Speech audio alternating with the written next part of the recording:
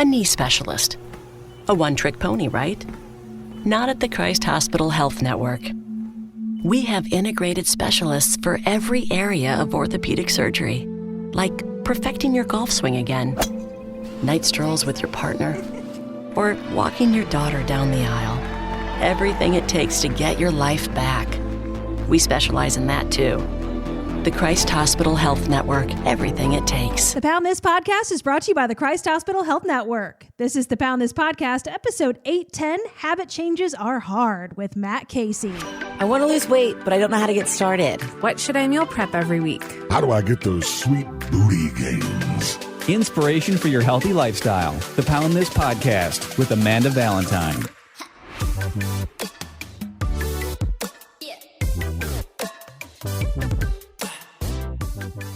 What up, friends? Welcome to the Pound This Podcast. Before I get into this fantastic conversation with my friend Matt Kasee all about habit changes, let's talk about someone who can help you with your habit changes, creating those new habits, and then holding you accountable to them, giving you all sorts of information and all the help you need to get there. And that is Sarah and Team Fit With Me. If you're looking for a virtual health coach, Sarah is amazing. Not only Sarah, but her entire team with Jess, who is like a macro wizard and can build out all of your meal plans for you.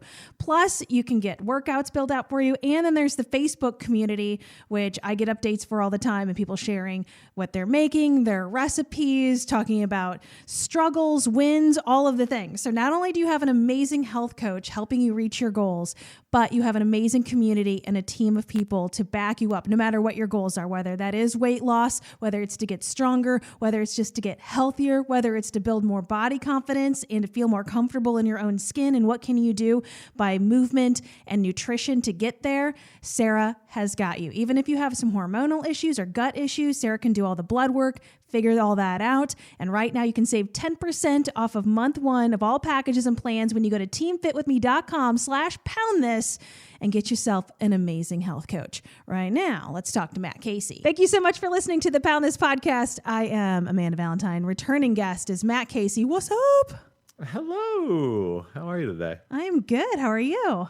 Wonderful. I'm hanging out with my dog on the couch right now, so not too bad. Yeah, that's a good day. And then you're hanging out with like a babillion homeless dogs in Egypt a couple weeks ago. Yeah, I'm trying to get my wife to adopt a Bilotti dog. It turns out there is a Bilotti dog rescue in Toronto. Oh. So I spent more money on a 3-legged dog than a 4-legged dog already. So I figure I might as well keep this train going and get a ridiculously expensive stray dog from Egypt in Canada. How much is why not? Ridiculously expensive? How much is it to adopt them? Oh, I think they're like $1,000 to $2,000 because you have to like cross the border and do other things with them. They're like very pricey, but they're also so cute. Well, that's so sad that they're so pricey because they need homes. Well, then a few people at the gym brought up a very valid point of, are they going to be as cute if they're not like kind of sad laying on a step in front of a museum kind of thing? And I was like, oh, that's a valid point. Yeah, I mean, you're on vacation, so it's kind of like they have vacation vibes, I guess. Yeah, they do. Like just chill hanging out on dusty steps. So we'll get into like the health and fitness topic here in a minute, but like, I didn't realize like Egypt was full of homeless dogs. Like, is that like a thing that everybody knows about? I didn't realize this, but yeah, they're everywhere. Everywhere. That's so sad. We would go to all of these temples and stuff like that, and there's just 15 dogs hanging out on steps waiting for people like us to like drop a piece of bread or something for them. They're everywhere. Poor dudes. Yeah, the poor little dudes. Like it's sad. Like they don't get taken care of over there. But everywhere we would go, we just would see them. So you saw my Instagram. I was just like, I think I put like a stupid compilation at the very end with the Sarah McLachlan song. And it was 31 pictures in a row of just a random dog. So they're everywhere. Like, I just can't even imagine. Like, can you imagine walking around Cincinnati and just seeing packs of homeless dogs? Oh, no. Yeah. Right? Like, it's... That's just such an interesting, like, cultural thing. Like, I don't know. Like, it's so strange. I can't imagine just seeing, like, packs of homeless dogs. I don't think, like, people would allow that. No, not at all. Not at all. And there's a reason it was all the tourists over there, like, oh, no. And me stopping to look at every single dog. And our guide, who was obviously Egyptian, just like, yeah, there's dogs. What do you guys care about these dogs about? Like, they're everywhere. It was just such a, like, they're just there. Are there homeless people everywhere? Not like you see here. See, that's so interesting that we don't have the homeless dogs, but we have homeless people. They're definitely, it's a second one. So it's definitely a lot more poverty there. But yeah, there wasn't like, it's not like when you drive through some areas in the country where there's like homeless encampments and things like that. So I think their system and everything to like families like live together. Oh yeah. So I think their family unit takes care of each other a little bit more than we do here. It's far less. We're so, Simon Sinek says we over-index on the rugged individualism in United States, where it's a little more communal over there. Minus the dogs. The dogs are like, yeah, you guys are fine. Get outside. Go lay on the street. Yeah. Random question since we're talking about going to like Egypt. So I have not really gone to a place like that at all. I mean, the only place I've been to Canada. That I don't feel like that counts. And I've been to Iceland, but it's not like going to Egypt. Is that some place that you have to just prepare to get diarrhea because you're just like, I don't know what I'm going to be eating? So my wife had the best comment. She was like, yeah, some couples with their honeymoons go on like these romantic beach vacations in Paris and things like that. She said, we picked somewhere where 80% of our diet is beans. Keeping it sexy. So we were concerned about that, but no issues, thankfully. Oh, that's good. And but yeah, it was a concern for us going in. You can't drink the water, things like that. But we also didn't eat any street meats or anything like that. She stopped me. There was like a falafel stand, or not a falafel, a shawarma stand that I wanted to stop into. And she was just like, no, we're only halfway through this trip. You're not going to eat this random thing just because you're slightly hungry right now. Oh, man, I would totally do that. I want to eat all the weird meats on sticks. Yeah. So we did that, just not at a weird stand not at a cart in the middle of the covered with surrounded by dogs. Yeah.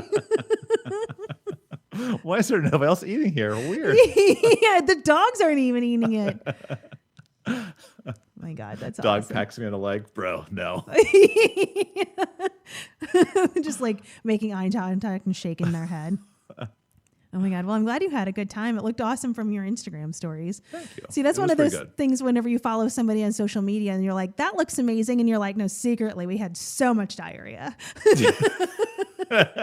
Just shouting from across the hotel room. Oh my God, are you okay?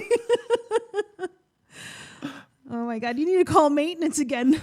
We're destroying this place. So after that beautiful introduction,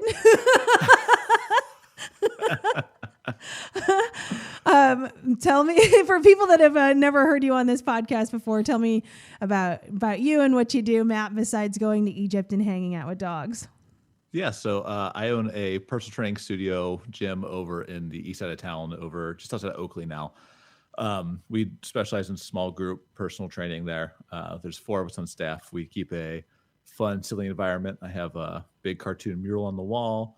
I have a Carly Rae Jepsen cutout by the radio stand. And then we just teach people how to squat, deadlift, and take a sustainable approach to their fitness, nutrition, and exercise. Yeah, I love that you also have a badass of the month as well. Yeah, right now it is, if anybody needs a dentist, Dr. Jordan Pelkovitz in Kenwood.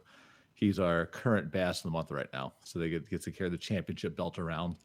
And his 2 sons have been loving right now. He's posted, he sent me a couple pictures, like he hung it up jokingly in his dental office saying, do you think anybody's going to notice my new decoration in here? Just hanging on the wall right in front of his main chair. Now you should wear it while ever he's working on people's teeth. That's what I told him he should do. Yeah. Let him know who's boss. I mean, you can see it in the arms, so it just goes hand in hand with the championship cummerbund. He's just flexing while he's like flossing. Yeah. So I think it's awesome that, not only are you a gym owner and trainer, but you're still teaching as well, right? Yes. Yeah. Adjunct over at Cincinnati State right now. So I teach 3 classes this semester. basically the fundamentals of personal training and program design for their students. So I basically help them when they get into the field know how to write competent exercise programs and not kill anybody when they start working with people. Or make them puke. Yes. Yeah. But I think that's... oh, go ahead. Oh, no, it's when you say that, we had a little assignment they did where they had to write up a workout just so I could see kind of like what do they think of right now. One student was barely even a warm-up kind of thing. The other student would have murdered this person. I was like, hey guys, let's meet in the between these two. Do you ever like do their workout? Do you ever have them do that and then they train you through it? Yes. So we had them write up one and then they'll train each other through it so they can get some role play and experience training each other with it. Oh, that's cool. Yeah. Awesome.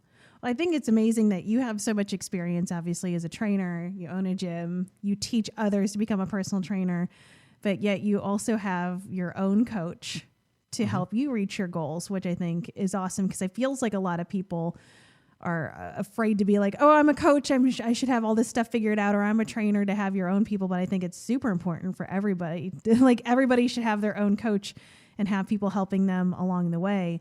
And I know we touched on this a little bit last time we talked because I think that you were just getting ready to start working with this person. Yeah, I think I had just started. So tell me about why 2.5 months ago or so. Yeah, it was something like that. So tell me your thought process of like where you were at, your decision making, and the process, and where you are now. So the reason I started working with them was the business had grown significantly. So I'd gone from me and one person to we had 3 people full time on staff, and I was no longer training as much.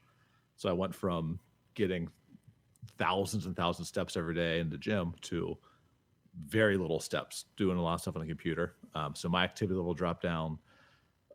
Teaching, owning the gym, doing all those things, my workouts just went to the tank.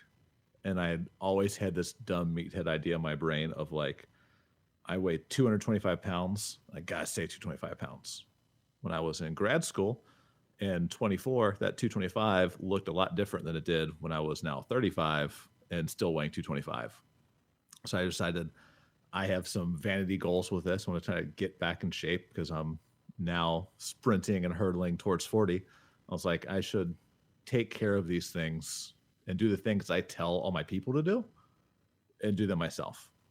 But for me, it was I have a big meathead mentality with the stuff of I just want to lift, I'm going to do these things and check the box. But I wasn't doing the things that I needed to do. I was just doing the things I enjoyed to do. Mm. So then is this somebody that was a friend of yours? What's a process of finding a coach? So I've used coaches for a long time who just kind of write the programming. I've used a local guy, PJ Street, who did nutrition stuff with me and some workout stuff. Off and on throughout the years, I've had several coaches who write up my workouts for me because it just helps me get out of the mindset of I'm writing workouts for 150 people in our gym. The last thing I want to do is write a thought out program for myself. Yeah. So it was just like, I'm going to squat and do rows today. And then I would do that over and over again. And then I'd wonder, hey, why aren't my arms getting bigger? And I'm like, oh yeah, maybe do some arms. That might help. So the thought process for me with that one was I had worked people I respected. This person that I work with now, Brian Cron, is well known in the industry. He's respected. I trust his work. And the people who have worked, I know a couple people who have worked with him in the past. My business coach, one of them, has worked with him in the past. So I thought this will be, his specialty is also like putting on muscle and getting back in shape of like, if I'm going to have 40 Bilotti dogs running around, I can't have a dad bod with it. So I was like, oh, I'm going to get back in shape to take care of all my dogs. So that was the push for it, was more just vanity and getting myself back into a space where I was happy with my training. And are you there now? It's a process still. I'm getting there. I'm happy with the training now, yes. So it's good to have that edge because I know he looks at the workouts that I do. He's checking the data that I'm putting into the app. So I now know before, like I said, I just jokingly like, oh, I'd squat and do rows. I mean, that's kind of what I would do. I would do 3 exercises, push him a little bit, and then call it a day. So now I know, I'm going to have to do these 6 things every time I go into the gym. So that has upped my intensity in the gym significantly. And it's up my enjoyment because I don't have to think about it. Yeah. I just know, great, I'm going to pull it up. Today I did legs. I'm like, I don't want to do belt squat, but I got to do it anyway. Brian's going to see this.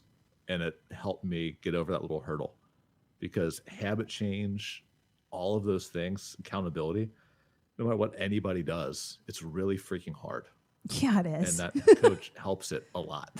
Yeah. So, I mean, it's so funny because like you're saying, like, this is what you talked with your clients about every day. Like, this is like your job, but how hard it is to stick to those things yourself. So like having been teaching this for so long and now like also living through it, obviously you've lived through it for a long time too, but like you're currently in this space of with a coach and everything, like what would you say your big takeaways are or tips and tricks of doing like real habit change? The irony is I was falling into the same thought process traps that everybody I've ever trained falls into. Of like, this thing didn't happen immediately. Weird. And like it was, and then I take a step back and realize like, I've been going at this for 3 weeks now, pushing 3 months, and weight wise, I'm down to like 210ish. So I'm down about 13, 14 pounds right now. So I've made progress, but I mean, call it 12 pounds in 3 months. Not mind blowing, not earth shattering by any means, but it was also the whole habit change thing that the structure of my entire week had to evolve, where I was still going out to eat with friends, still doing all these things. There's still space for it to make this progress. But at the same time, I told him, I'm not going to not do those things just to drop a couple pounds of body fat. I'm still going to have fun and eat Skyline and do all these things. Yeah. So finding that structure throughout the week was really challenging. And then kind of, it would be a little lifestyle creep would peep in where I would go out to lunch on Saturday and then not meal prep and then go, crap, I'm gonna get Chipotle. It's high protein. It'll be all right. And then I eat a couple meals. And I'm like, oh man, I'm over my calorie intake again. And then I'd fall into those traps over and over again. So getting that structure into the week was really, really hard to get started. Yeah. I mean, so do you feel like what's your like plan of attack around that then? Is it like, okay, well, Sundays I need to make sure I book out a couple hours so I can like prep for the week and have a game plan? Like, how do you work around that? Yeah, I still fly by the seat of my pants. As you know me, I don't enjoy structure all the time. So for me, like after we're done on this, I've got a couple pounds of ground beef sitting on the counter right now that I'm going to cook up, and that'll meal prep me for a couple of my meals for the next week. And I'm slowly getting back in that habit where I now know for the course of the last 3 months, I have a better idea of, all right, this is how much food I have to prep every week. And now I'm getting back into that routine of, all right, now that I know how much, I've set aside a couple sporadic times to do it. Next step, exactly what you said, is going to be, all right, do this day now. Yeah. But again, it's this evolution where I have to turn the dial 1 notch at a time. If I turn the dial up to high, I'm not going to do it. It's going to overwhelm me. Yeah. So when we're working with our clients, we'll even tell them like, the students, we covered this just recently in class. If people are not at a 9 out of 10, at least for like, I can do this thing, they're not going to do the thing. Like they need to be almost guaranteed to make this shift in order for it to stick for a little bit so they can actually practice it. Well, and I think that it can even be something that's not even, I'll follow through with like something that I'm doing right now. Of like, I think it can even be something that's almost like you think side quest sort of habit change versus like, this is the main one. Like we need to meal prep, like we're changing nutrition, we're moving through the exercise of like, even just think of those, like, I think the easy go-to is I'm going to drink more water or I'm going to get more steps or just something chill. Like for me, the one, and I am actually like legit shocked that I've stuck to this one because I don't know if I have ever stuck to this one before. And it's that I didn't want to, I thought I could give up all caffeine. And that, again, that is too aggressive. And I have done that like in month spurts, but then when the month is over, I'm like, oh, it's coming flooding back.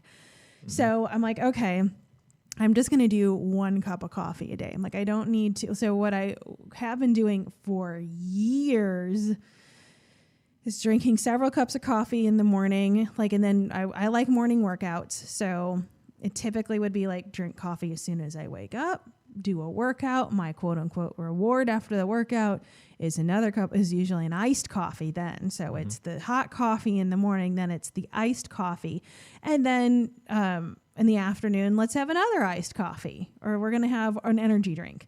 So I'm going to do like an energy water, or I'm going to do another iced coffee in the afternoon. So I mean, it's a lot. And when I drink iced coffee, I do like iced Americanos. So it's like 4 to 6 shots. Yeah. On top of all of this other caffeine, which is like, you know, enough to like power a small country. And so I'm like, that is way too aggressive. And I'm like, I don't want to rely on that. And plus energy drinks are expensive. And so, and I feel like it's not even so much I need the energy in the afternoon. I think what I have learned in the past several months of sticking to this goal of 1 cup of coffee in the morning is I just need a little like something that's more than water in the afternoon. So I've been sticking to the 1 cup of coffee in the morning and feeling good. And I've noticed I'm not having energy crashes the rest of the day. I'm like, I quote unquote don't need it like I thought I did. And now I'm drinking a kombucha in the afternoon.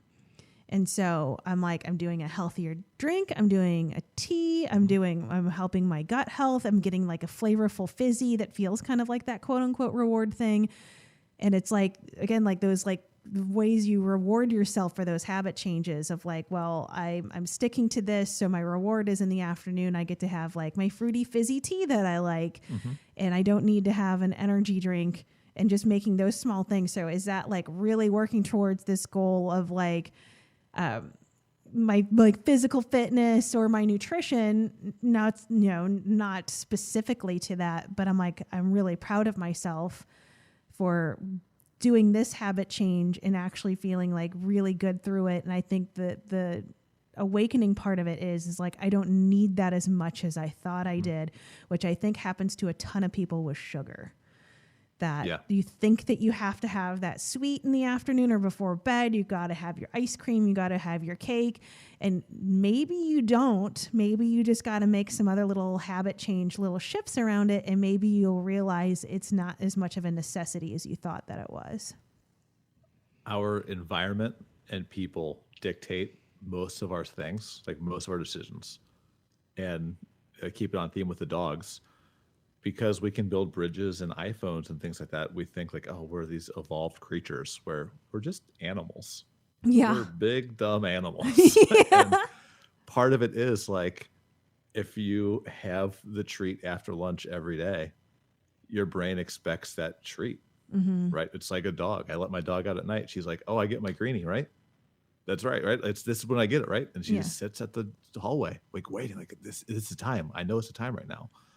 And we're very similar to that, where our environment and our routine dictates these things, which is also why it's so damn hard to shift that. Yeah. If we try to take these habit change, try to take these approaches, for me with the meal prep and getting back on track nutrition side, I had no structure. I had no time. I didn't have any time set aside for those things. So it took a long time for me to realize like, oh no, there's time for this. I do this right now. I set these aside because you had to have that pattern interrupt to set in that new habit.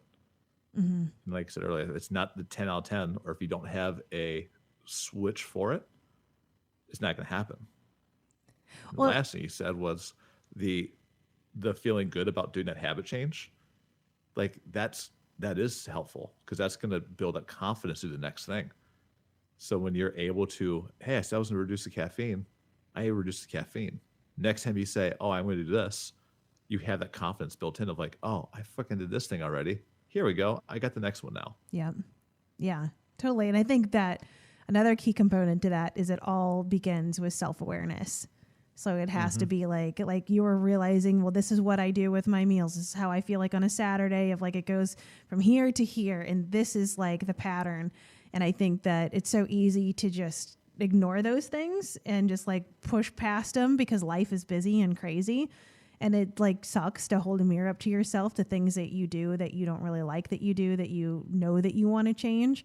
But it's like, it's not going to change if you don't look at it. So I think it's step one is like really taking a look at it and realizing what it is and how you behave around the bad habit you don't like. And then realizing, okay, well, who am I and what habits, what kind of things do I like? And then how do I blend those two together? So then I start doing the thing that I want to do, but I don't hate it. Yeah, exactly. And the self-reflection side there and having that self-awareness then leads to like setting proper expectations where we live like, the whole Amazon Prime, we can prime anything, right? Like this could be the next day it's there. Everything's instantaneous, where when we look at these habit change things, for me with the dad bod coach guy, right? I know that it's going to be a process. I'm taking it as a process, maybe too much, where I'm saying, hey, I'm doing this for a long time. This is a lifestyle shift for me. I'm really overhauling this. I can work harder later. So like I'm overcorrecting that way, but at the same time, setting those expectations of knowing that whenever you're setting in any sort of habit change or goal setting, it's not instantaneous. You have to have a realistic expectation of what you're capable of doing, what you're willing to do, and what you can't do. Well, I think with that being said, you also, like you're talking about, like, I know this is a long haul, so I'm going to push this off to later. I think you also have to still put your own boot on your ass a little bit too, and not like give yourself excuses and passes by being like, oh, it's a lifestyle shift. So, like, and then you just keep giving yourself like little excuses to not make those changes, where it doesn't have to be night and day, this hardcore 180 change, but also it can't be every time you go to make any sort of like habit change. It can't be like you make all these excuses and then just be like, well, small steps, it's a progress. And then you're 6 months later and you haven't done anything, because that's the narrative that you told yourself, but you weren't really like actually living like small step habit change. You were just pushing that off so you didn't have to do anything. Yes. And those are the two extremes that people fall into. And that's why they then get frustrated where they're not making progress, because they're kicking it down the curb. They're burning the candle and fading out, or they're just not actually doing things. They're thinking about doing things, but they're not actually doing the work that it takes to make the change.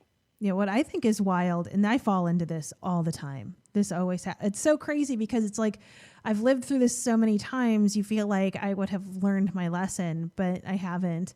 That like when you're in the middle of that, where you want to make changes and you're pushing it off, you're kicking the can down the curb and you're making excuses, and diet starts Monday. Like I'll start like after this. Well, after this vacation. Well, after this, like, well, no matter what your goal is, like I'll make sure I don't use my phone before bed, but not tonight. Tomorrow I'll start. So it's like whenever you're in the middle of that kind of mindset, like I have always found, like I always say, it's not that bad. Like, you know what I mean? Like things aren't that bad. Like it's fine. It's fine. It's all fine. It's like, I will always just kind of feel like, oh, it's not that bad. And then once I start making those habit changes and then start, like, especially when I like start eating cleaner, like if I go off the rails and doing stuff that, like eating foods that I know make me just feel like crap. Like if I eat a ton of gluten or dairy, it makes me feel like a beach ball. I feel disgusting. I feel super lethargic. So things like that, not just saying I'm like eating like Cheetos all day or whatever, but it's just foods that don't serve me as well. And I'm doing that and I'm like, it's not that bad, whatever. But then when I do start cleaning that up and making better choices, I'm like, I feel so drastically different. I'm like, how did I keep telling myself that it was okay for so long? It clearly is not, because the drastic difference that I feel when I make those habit changes, but yet that is a cycle that I don't know if I'll ever break, because it's like once you get in that one frame of mind and you're in that little loop, you constantly tell yourself whatever you got to tell yourself so you don't have to make a change. It's comfort. Yeah. Change is hard in our bodies and our mind, that we don't want change, right? Like anytime anything happens on our daily patterns is outside of our expectations, how many people do we know have meltdowns, right? Like this person cut me off on the road, or traffic was 5 minutes slower. Like you can't control that. Just relax. But we don't like things that are outside of our normal routine. Yeah. And our body does not want to make these changes because it's hard, because that means we have to change our environment. We have to change our decisions. We have to change what goes into our every single day. And it's really tiring and hard. Yeah. Well, and it's just so much more alluring to be like, oh, do I want to go out for a run or do I want to scroll on TikTok? Oh, I don't have to put on shoes or change my clothes or be out in the cold or do any of those things. And again, it's like this repeated pattern of like, we're not saying anything that's brand new information here, but just like any workout, I feel like once you actually do it, you're just like, I feel like $1,000,000. Like why, like you spent like an hour dreading it. And then if you just would have done it, you feel like awesome when it's over with. And it's like, why did I fight that so hard until the next day and you do the same damn thing again?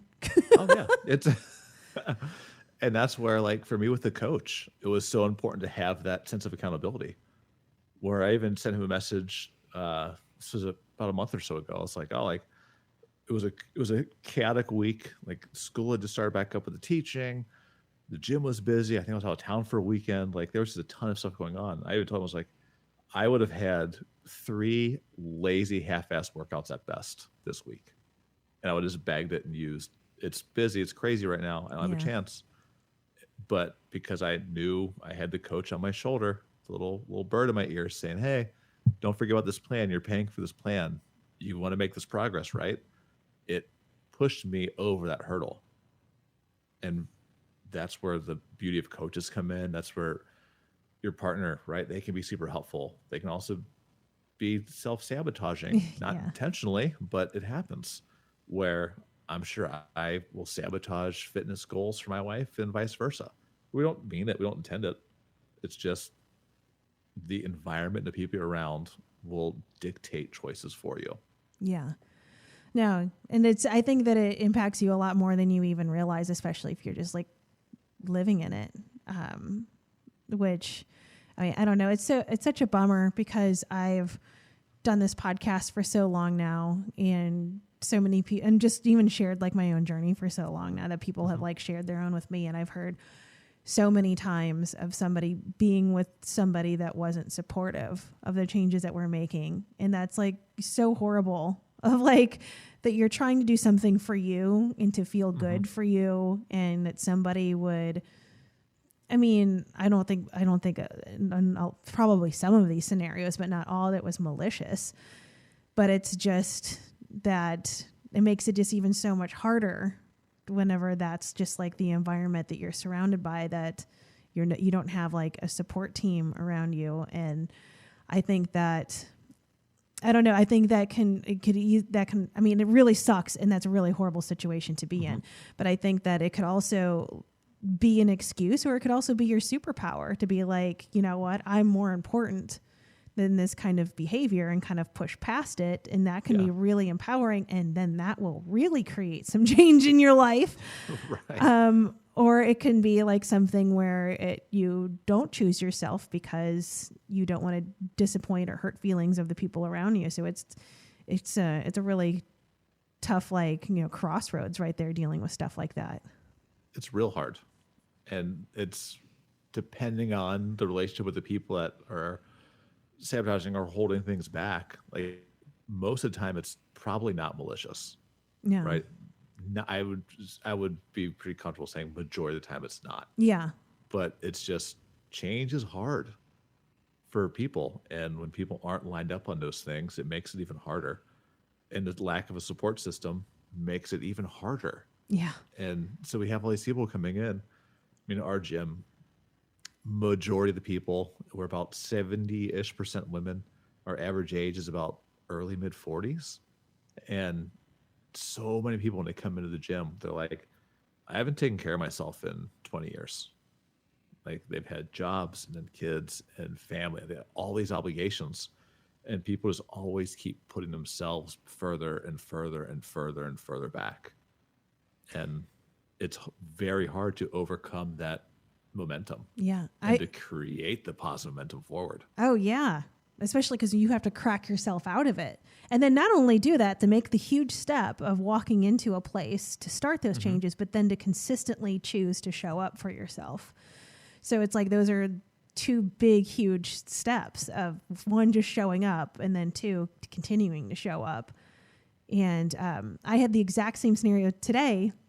I had somebody sign up and join the Y, and she had told me, because I asked her, like, because she wanted to get a tour, and so I was just like, tell me what brings you here, what makes you want to come here. And she's like, I've been retired for 7 years, but she's like, I've spent so much time not taking care of me.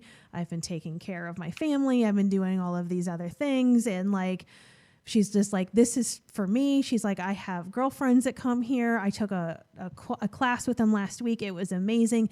This is something that I'm choosing to do for me. It is my time now. And I'm like, hell yeah, it is. Yeah. And so I was like, that is amazing. I am so glad you're here. And I'm like, yes. I'm like, it's one, like, I think people wait till they're retired anyway to start choosing themselves, but then to wait 7 years into your retirement to start taking care of yourself, of like, dang, I don't know. I feel like just the subtopic here, going away from like health and fitness. I don't know. I am not a believer at all of like, I'm going to start living my life at retirement. Of like, when I'm retired, I'm like, my body's going to be so busted. I'm not going to be able to do anything because I'm living my life now. Yeah. Is how I feel like that's not promised to me. And it is not promised to me to be first off, it's not promised to me to be, have a retirement. So with just how the state of everything is, I'm like, and two, I'm like, I don't know if I'm going to make it to 65, and I don't know what kind of condition I'm going to be. Am I going to be able to do all these things that I want to do with my life? I don't know. That's just me. So I'm not going to like, yuck on anybody's yum if that they don't agree with me. But to me, I'm just like, man, what are we waiting for? If you feel like I want to get fit, or I want to do this, or I want to be this kind of person, I want to have this kind of experience, I want to go hike a mountain, you want to do whatever, of like, why aren't we doing that? Like, starting it today. Why do we have to wait until this like point in the future to start living our life? Yeah. I mean, that's exactly why, for me, hiring that coach was so important at this stage. I was like, if we have children, if we do this, if we do that, I'm also the believer of, I get hit by a bus tomorrow and I'm gone. And am I going to be content with, I'm weirdly content with dying. It doesn't bother me. But also at the same time, I also don't want to waste days. I want to be able to do things, and I want to make sure that I can set myself up to do things as I get older. So I want to do more things. What's on your bucket list, Matt? Oh, what do you want to do with your life? I have lots of travel things I'd like to do. Lots of that's the biggest like thing. Branson? Like just go around seeing things. Say what now? Like Branson? Missouri? Yeah.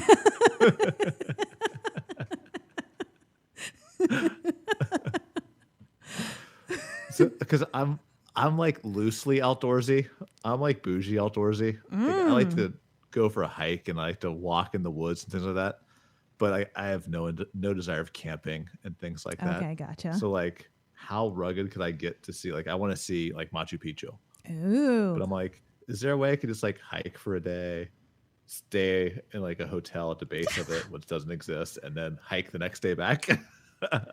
Now I think you got to spend at least a couple days out there, and you got to like, be on a donkey and all that fun stuff. I think you can make it. Bucket list. I would like to do like a pro wrestling school. I would like to be able to take like a sabbatical for like 3 weeks and just do like a pro wrestling school for a little bit. What do you mean pro wrestling school? Like you want to learn how to be a pro wrestler? You want to teach people to be how to pro wrestle? Oh, like learn how to do some of the things. Oh, so you want to be taught how to be? Yeah. Like I would like to go to like a pro wrestling school for like 3 weeks to a month. Does that exist? Learn how to do some of the things. Oh yeah. Really? I don't know if there's any around here though. Dude, you know what? I mean, I have a contact. He doesn't live here anymore, but I had a friend here in Cincinnati that did like the really like low level wrestling stuff. Like I went and watched him like do a wrestling show like in a parking lot of a Walmart and in like a warehouse in Hamilton. Like people were like getting up but they were really beating each other with like the metal chairs. Like you could go do that. I would like to.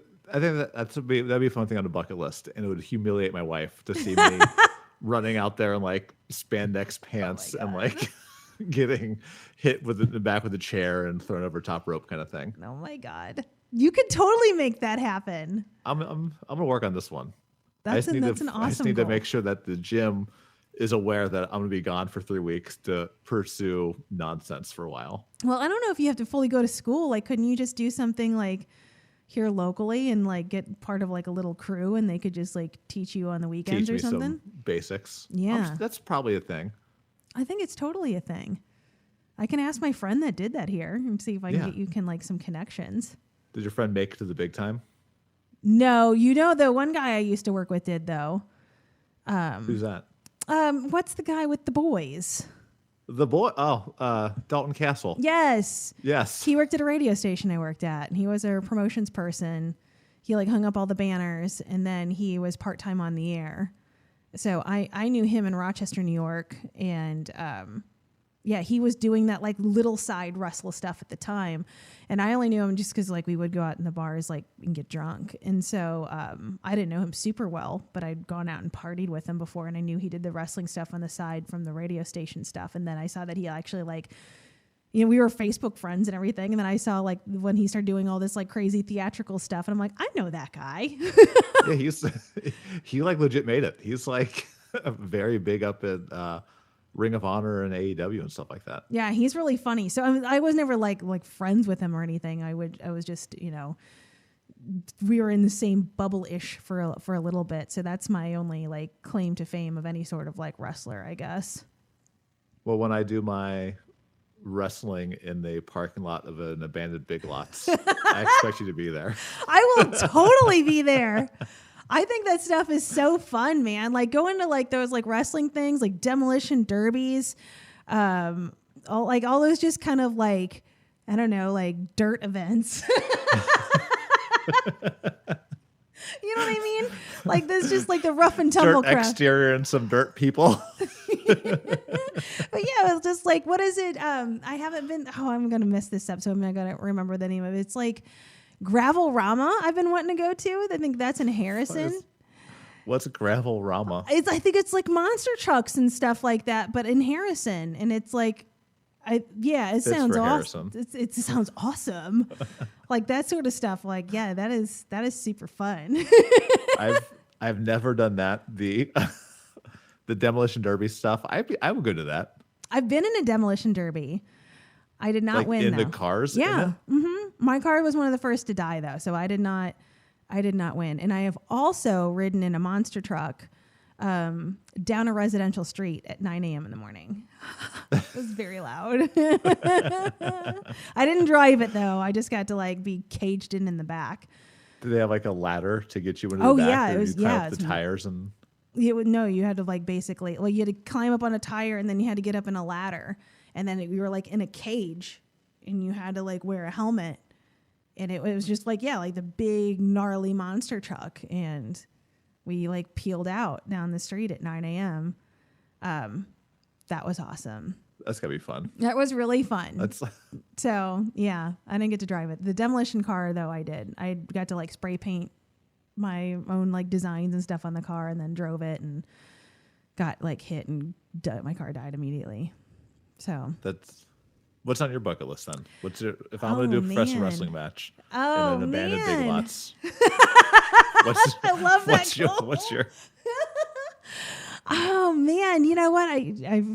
I should have a immediate answer for this, but I don't. I do want to do a lot of travel stuff, but I can't even tell you like. Just like even exactly where I want to go. There's just stuff that, what is a good bucket list thing?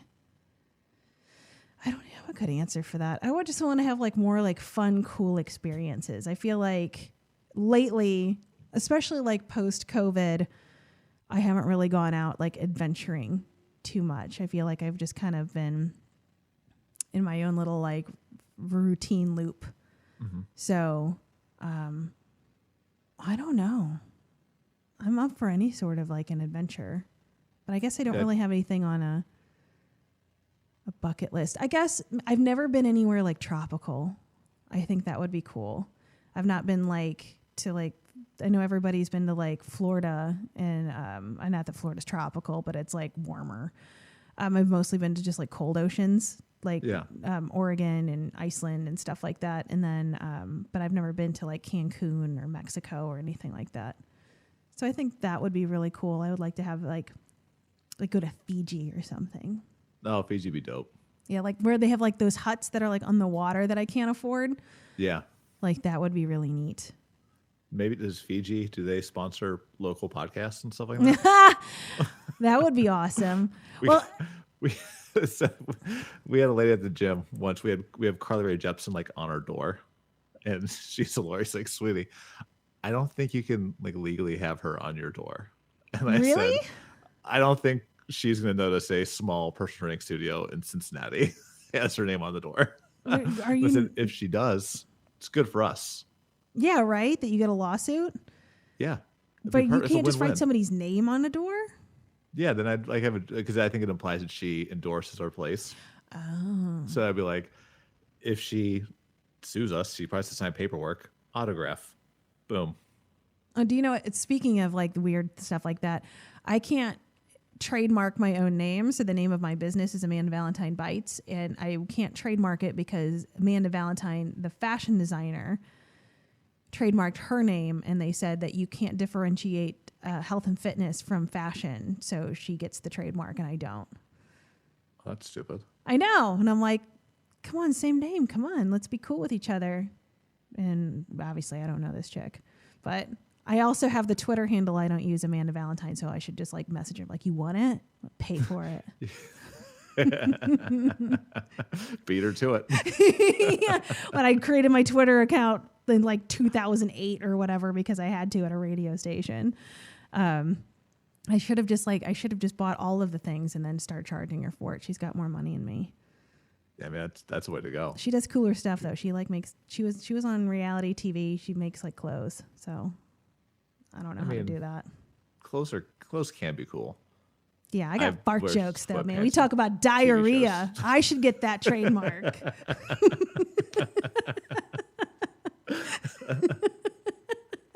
I mean, tomato, tomato. Seems like it's about on par with each other. Right? Oh my God. So getting back to the topic. So not only bucket lists, and so what are your goals moving forward now that you're working with like your coach and everything like that? Do you have, I guess be in shape to be a Big Lots parking lot wrestler. Like, Well, now that I'm gonna be abandoned Big Lots parking lot champion of the world, I would need to look good in a pair of spandex pants. So I think that even we can't. I think we should just invent that event for ourselves. Have you seen? Speaking of I think we should do this. There was a dude, and it went super viral on TikTok this past summer, that he just created flyers and hung around and he's like, I'm going to be at this random pier in New Jersey. Oh, eating a chicken. Yeah, watch me eat my Yes. 40th rotisserie chicken, and all these people showed up. I think you could do that and just be like, meet me in the abandoned Big Lots parking lot and watch me wrestle. Yes. All right, so now we have to buy a ring. We're just gonna set up the ring in the parking lot and just wait. Hopefully, let's text Dalton Castle, see if he can swing out here and say, hey, can you throw this random personal trainer Cincinnati around a little bit? Don't drop him in his head.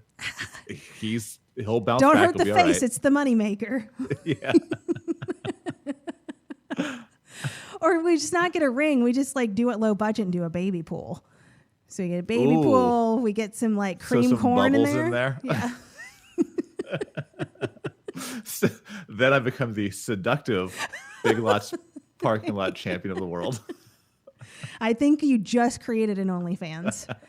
I think we have just figured out a new revenue stream for you. I like it. But do you have any other realistic goals? Do you have anything written out, any sort of set plans of where you're looking to go? No, that's the one thing, the whole smarter goal setting kind of stuff. Mine is just slowly overhauling my routine and my habits. And I've been doing it. So I basically pick kind of one thing at a time. The first couple months was focusing on the workouts. Now it's kind of refining and better with the food prep and the nutrition stuff.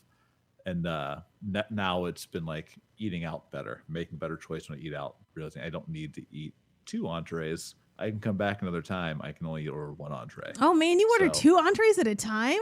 Typically. But Dang. that was also maintain a body weight of 225 just Oh my God, because. I'm so jealous. So That's yeah, awesome. My wife's like, if you just wouldn't eat like an asshole all the time, wouldn't it be a problem? That sounds so expensive. Yeah, she's happy about that too, because that's helping a lot. Dang. So like if you like, do you do that at fancy restaurants? Do you go to like Jeff Ruby's and order like 2 steaks? Ruby's no, because even if you order 1 steak, it's still like $1,000. Yeah. But if we go to other places like Abigail Street Salazar, like those are a couple of our favorites, like I'll order half the menu. It's all Abigail small Street's plates my and things favorite. like that. I'm like, we got to try all these things. Oh, Yeah. That place is my jam. That place It's is so so good. good. Yeah.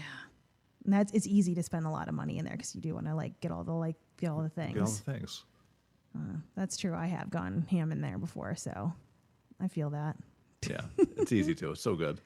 Yeah, I think I'm in the same sort of place with goal setting right now where it's like I don't have any hardcore goals. I wanted to do a triathlon this year and it just doesn't feel realistic at this point, but I did start running again for me. So like, again, I don't have this big goal, I guess, other than like, let's just do this and see if I can keep doing it without getting injured. I'm just really hyped that I'm doing it and it feels good and I'm not in pain.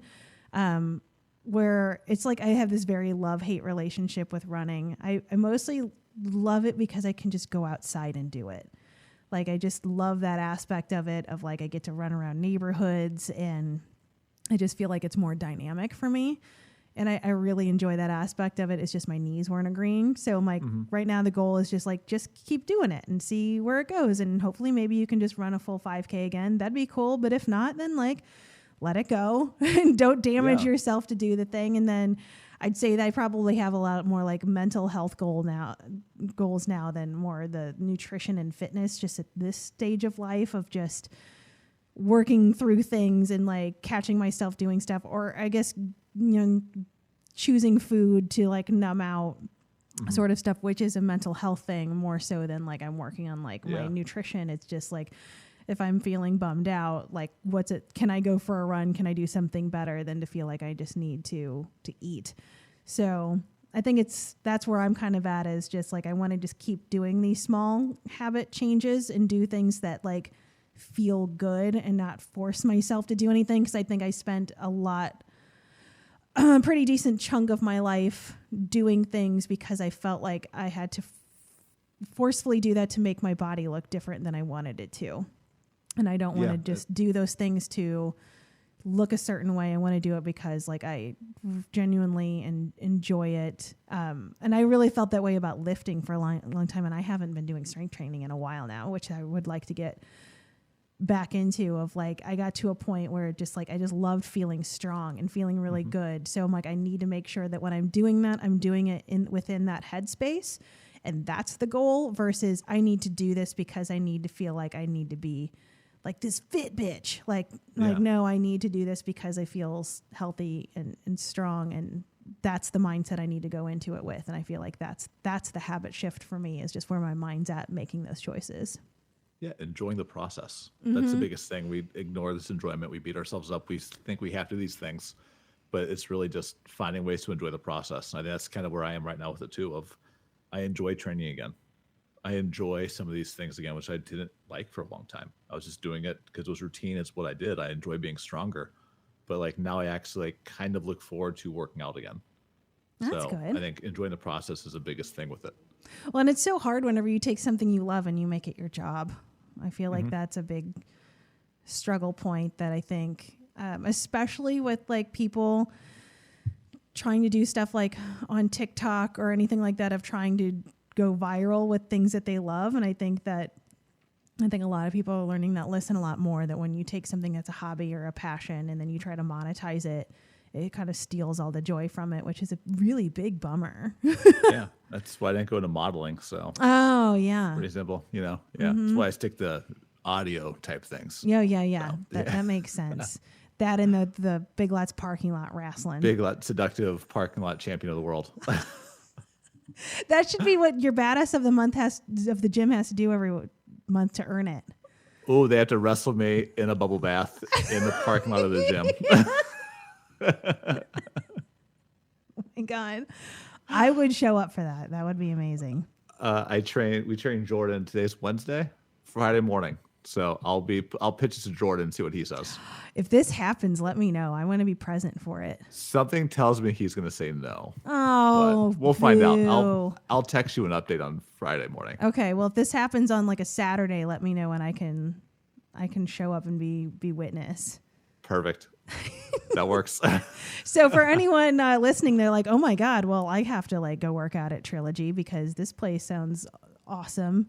Not only with the mural on the wall and the strength training, but the bubble bath fights. Like, where do they get all of their information at?